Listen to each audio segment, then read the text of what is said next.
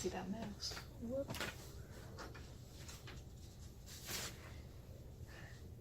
Hi. Hello and welcome to more improv heavy Techheart. The animation reviews got a little pricey to keep doing because I ain't no pirate, but you know, now I'm going to focus on doing comics. We're starting with the Skin Deep comic, which you can find at skindeepcomic.com. This comic is 12 years old, as a grain of salt.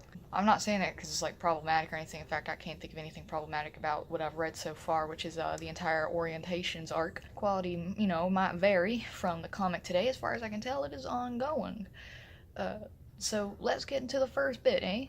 So the first issue of the Orientations arc, which is the first arc in the Skin Deep comic, it's pretty slow.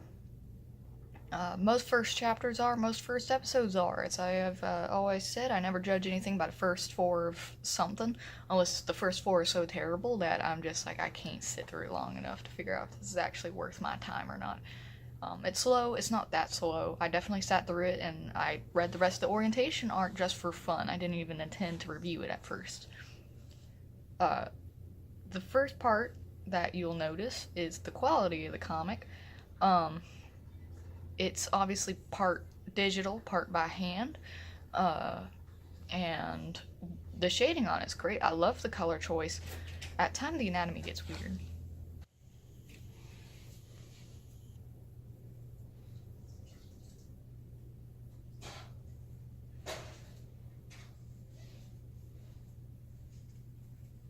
There's a section of the comic where the plot device very suddenly comes into play. The background, if you look at it, just the background, is pretty obvious that there's supposed to be something that the main character feels upon picking this up, but unfortunately there isn't a whole lot of facial emotion in this. There's definitely some, but I completely missed that there was supposed to be some sort of supernatural connection between the main character and the plot device. Initially in the first read. It wasn't until I started reviewing this that I realized there was supposed to be something there. The lack of facial recognition just thought it was supposed to be a tone for me, not for the character. I do like the way they draw wings, but upon the first transformation into the Sphinx, I do have to say that I don't care too much for the designs, particularly the halfway designs in this series.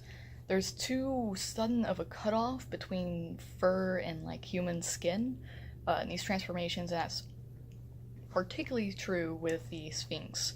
Also, I don't care much for the designs. Again, really good at drawing the wings and the fur and texturing it. The design is my issue with this, not necessarily the artwork itself. The artwork itself, as I said earlier, is great. It's a little fluid, like kind of looks like some of the characters melted a bit in some scenes, but other than that, it's great.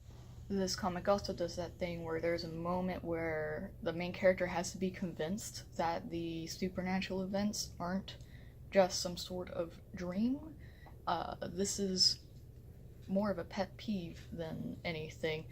I don't know why I dislike it so much. I think it's just that it's used so much, and also when the character has to be convinced they're not in a dream, it's just frustrating.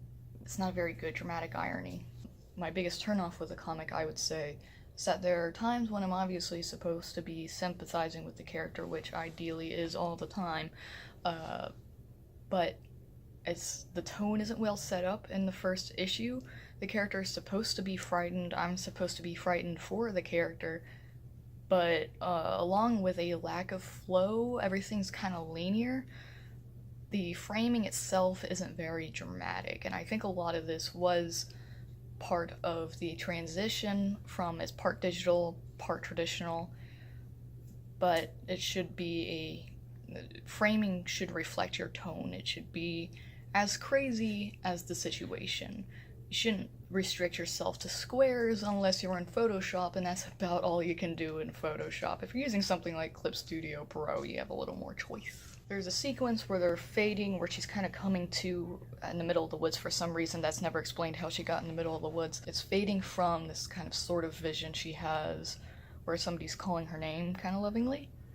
But that ends fairly abruptly. You get like a panel on a page and then it stops. If it were me today, I would have had the gradient of blue across the entire page, so that way, as she's coming to, we're coming to too. We're able to make out more detail. Now, when talking about the medium of a webcomic, there's something beyond just the comic itself you have to take into consideration, and that is its hosting. Uh, Many people use websites meant for hosting webcomics like Webtoons, and some use websites that aren't meant for it like DeviantArt or Tumblr because they can't afford a domain and don't know Webtoons exists.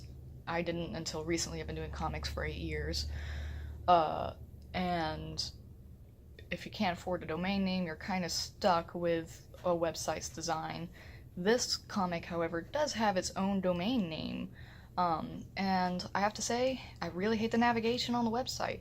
Not only do you have to reload the page every time you want to get to the next page, but navigation of it is really difficult. As far as I can tell, there's no index. If you want to get from page to page, if you left off somewhere, unless you bookmarked it, and quite frankly, I don't know how to work web browser bookmarks. I am a mere child. Then you have to get onto the first page of that chapter and hit the skip button until you get to the page you left off on. But of course, most people don't stop between chapters. I certainly don't, unless something comes up, in which case I just don't close the web browser. But this navigation is also difficult in that I keep accidentally hitting the end button instead of the next button. They are very close together, and look very similar. So, like, I've seen the most recent page multiple times by accident. Just because I'm in the, like, when I was in the first issue, I saw the most recent page. And webcomic's been going on for 12 years.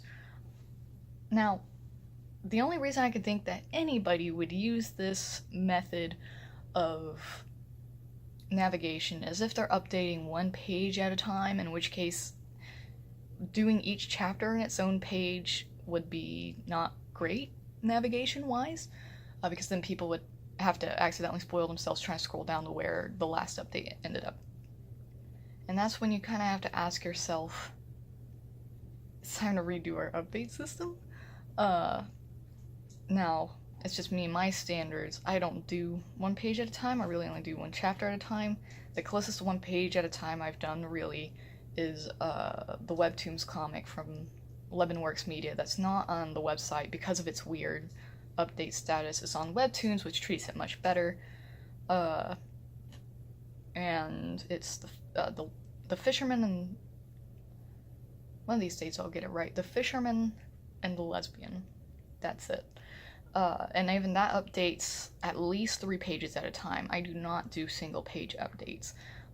Because to me, every update should be engaging, and I'll lose interest in something immediately if it updates 1 page at a time, which I suspect this comic does. So once I catch up with it, I'm probably not going to continue. In honesty, I might. That's speculation. Again, I've only read the first arc. The good news is that this website doesn't appear to have third-party ads. It has a lot of first-party ads. They advertise their own stuff through it, which is completely fine. That's actually my preferred method of advertising for other people. I like to use third-party because I get paid.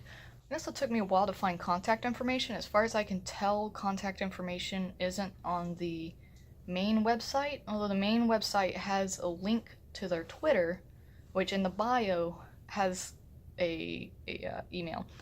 Contact links aren't necessary in a webcomic. I just prefer them because I like to be able to get in contact with whoever's doing the comic, particularly because I usually like to ask for blessings when I'm doing reviews of indie projects. Now, I only heard of this comic recently through a friend, but apparently it has a pretty big following now. I'm not really in the web, despite doing a lot of webcomics myself. I'm more of an animation nerd, so I don't really know these comics exist until they get really huge. So yeah, apparently it has a big enough following to where it has a fan-edited wiki instead of an official wiki. This first chapter, like many first chapters of things, has a lot of exposition. My problem isn't that much with exposition in the first chapter. It's how they introduce every character.